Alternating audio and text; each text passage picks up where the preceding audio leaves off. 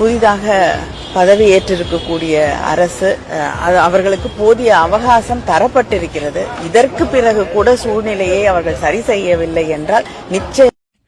RK நகர்மணி தளபதி விஜயன் அவர்கள் ஆட்சி அமைச்சு 15 நாள் ஆச்சு, 20 நாள் கூட வச்சுங்க. ஆனா எந்த ஒரு மாற்றமும் இல்லையே தமிழ்நாட்டுல. அதாவது ஜோசப் விஜய் சார் அவர்கள் தமிழ்நாட்டின் சிஎம்மாக தேர்ந்தெடுத்து இனியோட 20 நாள் ஆச்சு, எந்த ஒரு மாற்றமே இல்லையே அப்படின்ட்டு தப்பான குற்றச்சாட்டு வைக்கிறவங்களுக்கும் பதிவு போடுறவங்களுக்கும் எதிர்கட்சி ஆளுங்களுக்கும் சேர்த்துதான் இந்த பதிவு. எங்களுக்கு அரசியல் அனுபவம் இல்லை, ஆனாலும் எப்படி வெற்றி பெற்றோம் அப்படின்றது உங்க எல்லாருக்கும் தெரியும். அதுவே பெரிய ஹிஸ்டரி.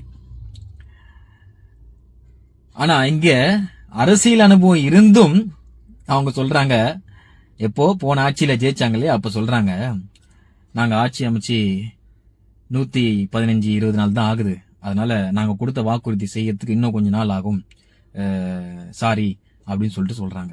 ஆட்சி அமைச்சு ஒரு 115-120 நாள் தான் ஆயிருக்கு. அதனால இந்த குறுகிய காலத்தில் சட்ட போராட்டத்தை நம்மளால செய்ய முடியல. கண்டிப்பா ஒரு நல்ல முடிவு நம்முடைய. இதுக்கு என்ன சொல்லுவீங்க? அதெல்லாம் தப்பு. நாங்க தப்பு பண்ணா அது தப்பு இல்ல, நீ தப்பே பண்ணல அப்படின்னாலும் தப்பு தான், நாங்க அதை சுட்டி காட்டுவோம், எங்க வேலை அதுதான். கொஞ்சம் பொறுங்கப்பா, கொஞ்சம் பொறுங்க. வெறும் மண்ணை வச்சு வீடு கட்டினா என்ன ஆகும்? காத்துலயே விழுந்துரும்.